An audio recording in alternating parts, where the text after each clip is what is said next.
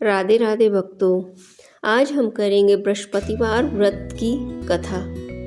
पहले हम बृहस्पतिवार व्रत की विधि जानते हैं। इस दिन बृहस्पतिश्वर महादेव जी की पूजा की जाती है। दिन में एक समय ही भोजन करें, पीले वस्त्र धारण करें, पीले पुष्पों को धारण करें। भोजन भी चने की दाल का होना चाहिए। नमक नहीं खाना चाहिए। पीले रंग का फूल, चने की दाल, पीले कपड़े तथा पीले चंदन से पूजा करनी चाहिए। पूजन के पश्चात कथा सुननी चाहिए। इस व्रत के करने से बृहस्पति जी अति प्रसन्न होते हैं तथा धन और विद्या का लाभ होता है। स्त्रियों के लिए यह व्रत अति आवश्यक है। इस व्रत में केले का पूजन होता है। आइए अब बृहस्पतिवार व्रत की कथा सुनते हैं। प्राचीन समय की बात है। भारत में एक राजा राज्य करता था। वह बड़ा प्रतापी तथा दानी था। वह नित्य प्रति मंदिर में भगवत दर्शन करने को जाता था। वह ब्राह्मण और गुरु की सेवा किया करता था। उसके द्वार से कोई भी याचक निराश होकर नहीं लौटता था।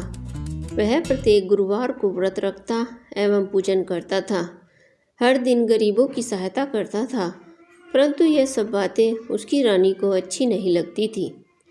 वह न तो व्रत करती और न किसी को भी एक पैसा दान में देती थी। वह राजा से भी ऐसा करने के लिए मना किया करती थी। एक समय की बात है कि राजा शिकार खेलने को वन को चले गए। घर पर रानी और दासी थी।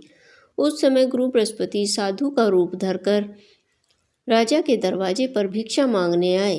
साधु ने रानी से भिक्षा मांगी तो वह कहने लगी, हे साधु महाराज, मैं इस दान पुण्य से तंग आ गई हूँ। इस कार्य के लिए तो मेरे पतिदेव ही बहुत हैं। अब आप ऐसी कृपा करें कि सारा धन नष्ट हो जाए तथा मैं आराम से रह सकूं। साधु रूपी बृहस्पति देव ने कहा, हे देवी, तुम बड़ी ही विचित्र हो। संतान और धन से कोई दुखी नहीं होता, इसको सभी चाहते हैं। पापी भी पुत्र और धन की इच्छा करता है। अगर तुम्हारे पास धन अधिक है तो भूखे मनुष्यों को भोजन कराओ, प्याऊ लगवाओ, ब्राह्मणों को दान दो, धर्मशालाएं बनवाओ, कुआं, तालाब, बाग बावड़ी, बगीचे का निर्माण कराओ तथा निर्धनों की कुंवारी कन्याओं का विवाह करवाओ, साथ ही यज्ञ आदि भी करवाओ।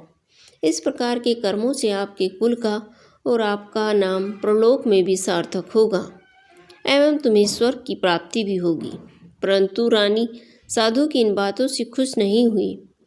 उसने कहा, हे साधु महाराज, मुझे ऐसे धन की आवश्यकता नहीं जिसको मैं अन्य लोगों को दान देती फिरूं तथा जिसको रखने और संभालने में ही मेरा सारा समय नष्ट हो जाए। साधु ने कहा, हे देवी, यदि तुम्हारी ऐसी ही इच्छा है तो जैसा मैं तुम्हें बताता हूँ तुम वैसा ही करना। बृहस्पतिवार के दिन घर आंगन को गोबर से लीपना, अपने केशों को पीली मिट्टी से धोना, केशों को धोते समय स्नान करना, राजा से कहना वह हजामत बनवाए, भोजन में मांस मदिरा खाना, कपड़े धोबी के यहाँ धुलने को देना। इस प्रकार 7 वीरवार करने से तुम्हारा सारा धन नष्ट हो जाएगा।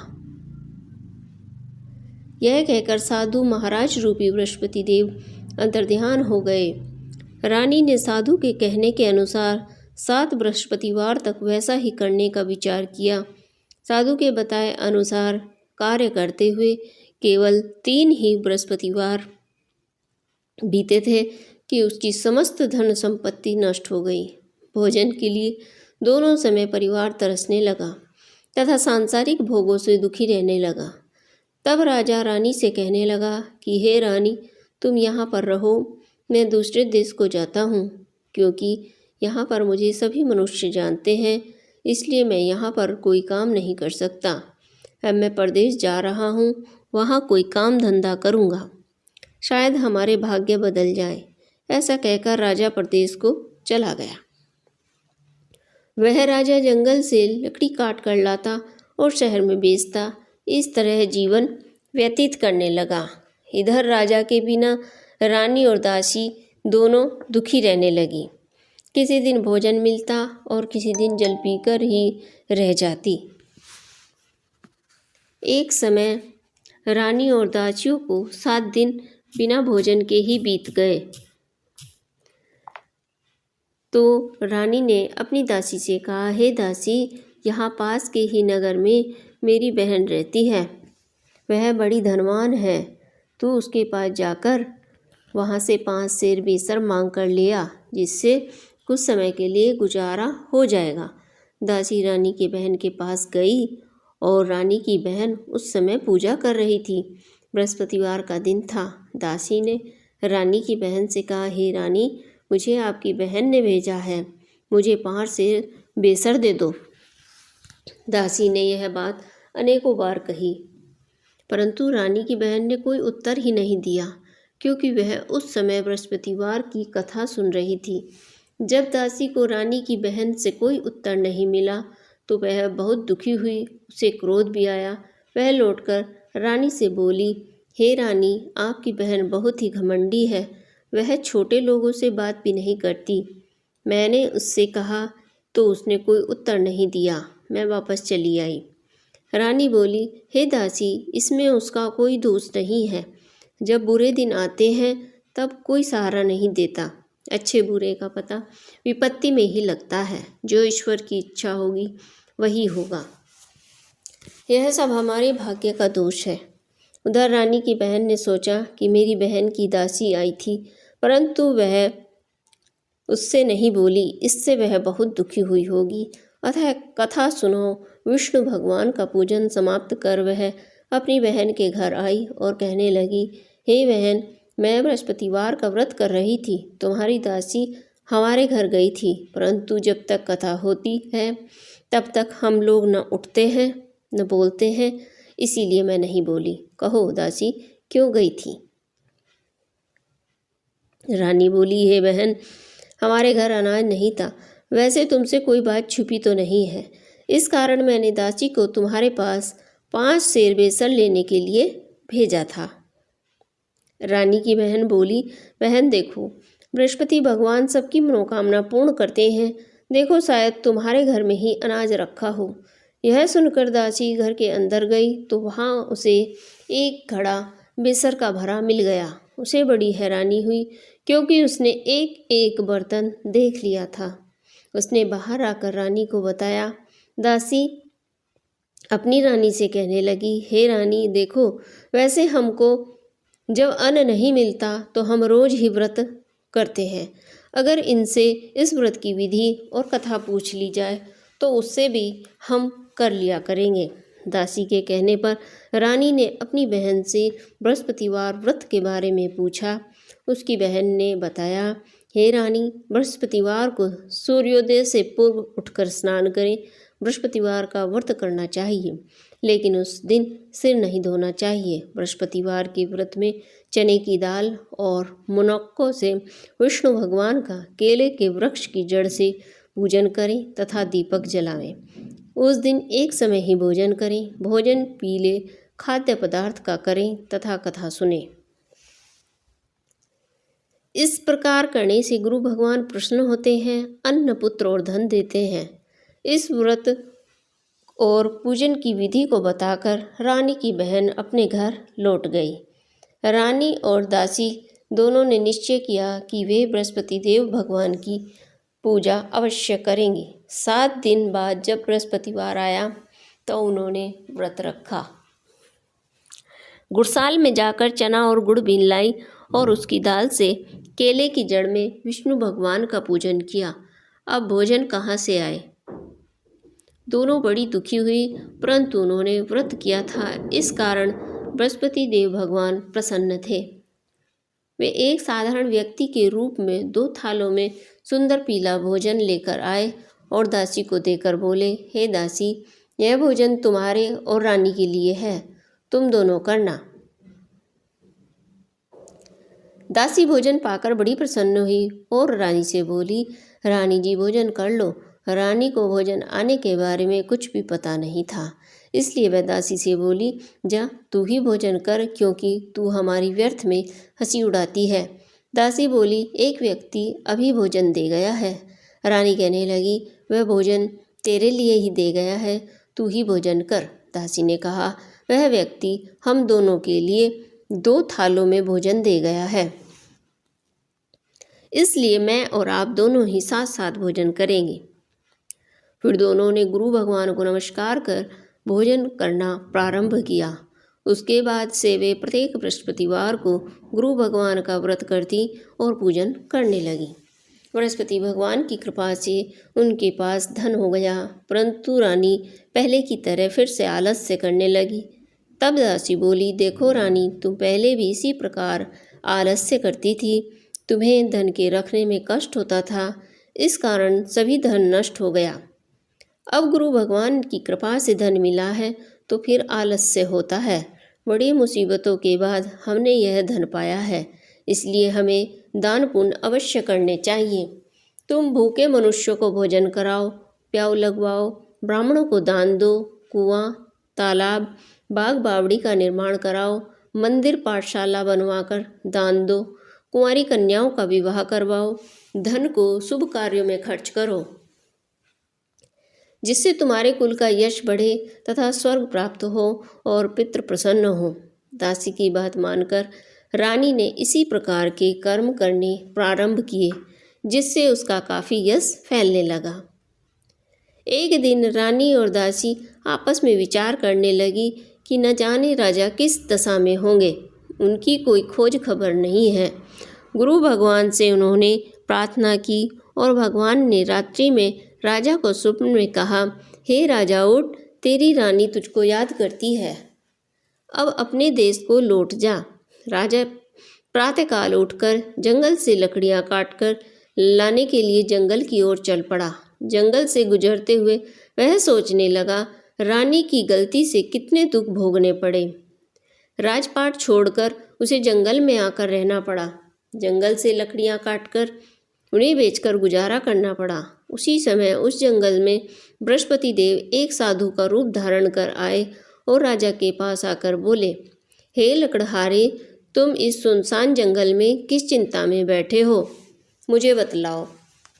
यह सुन राजा के नेत्रों में जल भर आया और साधु की वंदना कर बोला, हे प्रभु, आप सब कुछ जानने वाले हैं। इतना कहकर राजा ने साधु को अपनी संपूर्ण कहानी सुना दी। महात्मा तो स्वभाव से ही दयालु होते हैं।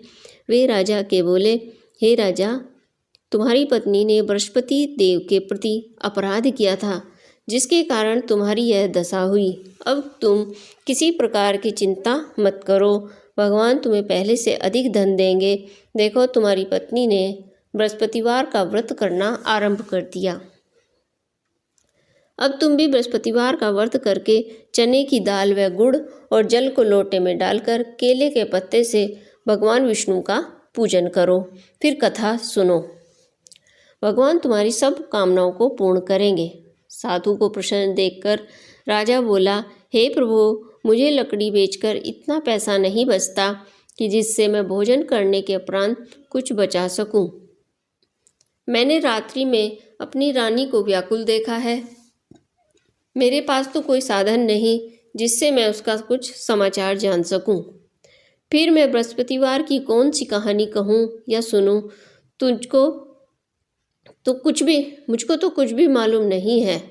साधु ने कहा, हे राजा, तुम किसी बात की चिंता मत करो। बृहस्पतिवार के दिन तुम रोजाना की तरह लकड़ियां लेकर शहर की ओर जाना। तुम्हें रोज से 2 गुना धन प्राप्त होगा, जिससे तुम भलीभांति भोजन कर लोगे और बृहस्पति देव की पूजा का सामान भी आ जाएगा।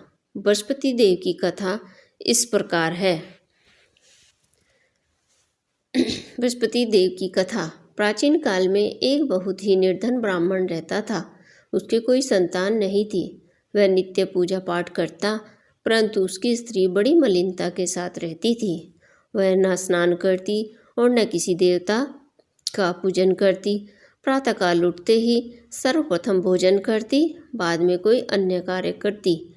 ब्राह्मण देवता बहुत दुखी रहते थे। पत्नी को समझाते, किंतु उसका कोई परिणाम न निकलता। भगवान की अनुकंपा से एक समय उस ब्राह्मण की पत्नी गर्भवती हुई और 10वें महीने एक सुंदर कन्या को जन्म दिया। निर्धर ब्राह्मण कन्या के जन्म से बहुत दुखी हुआ। धीरे धीरे ब्राह्मण की कन्या बड़ी होने लगी। बचपन से ही उस कन्या की रुचि भगवान विष्णु की पूजा में थी। वह प्रातः उठते ही स्नान आदि करके भगवान विष्णु की पूजा करने मंदिर जाती थी। बृहस्पतिवार का व्रत करके विधिवत पूजा पाठ करती थी। पूजा पाठ करने के बाद वह पढ़ने के लिए पाठशाला जाया करती थी। घर से चलते समय वह मुट्ठी भर जौ साथ लेकर जाती और पाठशाला के रास्ते में थोड़े थोड़े जौ गिराती जाती थी। जब वह पाठशाला से घर लौटती तो वे जौ के दाने सोने में बदले हुए मिलते। लड़की सभी सोने के दाने बीन लाती थी। एक दिन जब वह सोने के दानों को साफ कर रही थी तो उसकी माँ ने कहा, बेटी, सोने के दाने साफ करने के लिए सोने का सूप भी होना चाहिए। अगले दिन बृहस्पतिवार था। उसने बृहस्पति देव की पूजा करते हुए प्रार्थना की, हे भगवान, यदि मैंने आपका व्रत विधिवत किया हो तो मुझे सोने का सूप दे दो। भगवान बृहस्पति देव ने उसकी मनोकामना पूरी करने का वचन दिया। पाठशाला से लौटते समय उसे रास्ते में सोने का सूप पड़ा हुआ मिला। घर से लौटकर सोने का सूप अपनी माँ को दिखाकर वह दाने साफ करने लगी। उसी समय नगर का राजकुमार उसके घर के पास से गुजरा। उस सुंदर लड़की को सोने के सूप में जौ साफ करते देख राजकुमार उस पर मोहित हो गया। महल में लौटकर राजकुमार ने राजा से उस लड़की से विवाह करने की इच्छा प्रकट की तो राजा ने ब्राह्मण को महल में बुलाकर राजकुमार से उस लड़की के विवाह की बात कही। ब्राह्मण तैयार हो गया। धूमधाम से उस लड़की का विवाह राजकुमार के साथ हो गया। दुल्हन बनकर ब्राह्मण की लड़की महल में चली गई। लड़की के चले जाने से ब्राह्मण फिर से निर्धन हो गया। उसे कई कई दिन तक भोजन भी नहीं मिलता था। बहुत दुखी होकर ब्राह्मण एक दिन अपनी लड़की के पास गया। अपने पिता से निर्धनता का समाचार सुनकर उसे बहुत सा धन देकर पिता को विदा किया। उस धन से ब्राह्मण ने कुछ दिन तो आराम से गुजार लिए, लेकिन फिर जल्दी ही भूखों मरने की हालत हो गई। ब्राह्मण अपनी लड़की से धन लेने के लिए फिर महल में पहुंचा। लड़की ने पिता की बुरी हालत देखकर कहा, पिताजी, आखिर आप कब तक मुझसे धन लेकर जीवन यापन करते रहेंगे? आप कोई ऐसा उपाय क्यों नहीं करते जिससे आपका घर धन संपत्ति से भर जाए? ब्राह्मण ने कहा, मैंने तेरी माँ को बहुत समझा लिया पर उसकी समझ में कुछ नहीं आता। उसका फूहड़पन नष्ट हो तो घर की निर्धनता भी दूर हो जाए। तब कुछ सोचकर लड़की ने पिता से कहा, पिताजी, आप कुछ दिनों के लिए माँ को मेरे पास छोड़ जाओ। तब कुछ सोचकर ब्राह्मण अपनी पत्नी को लड़की के पास महल में छोड़ आया। लड़की ने अपनी माँ से कहा, माँ, तुम कल प्रातःकाल उठकर स्नान आदि करके भगवान बृहस्पति देव की पूजा अवश्य करना। पूजा करने से तुम्हारी निर्धनता अवश्य दूर हो जाएगी। लेकिन उसकी माँ ने उसकी कोई बात नहीं मानी। तब क्रोधित होकर लड़की ने अपनी माँ को एक कक्ष में बंद कर दिया। सूर्योदय के समय माँ को उठाकर जबरदस्ती से स्नान कराया और फिर मंदिर में ले जाकर भगवान बृहस्पति देव की पूजा कराई। कुछ दिनों तक ऐसा करने से माँ की बुद्धि में परिवर्तन हुआ और वह स्वयं ही बृहस्पतिवार का व्रत रखने लग गई। उसके व्रत रखने से ब्राह्मण के घर में भगवान विष्णु की अनुकंपा से धन की वर्षा होने लगी।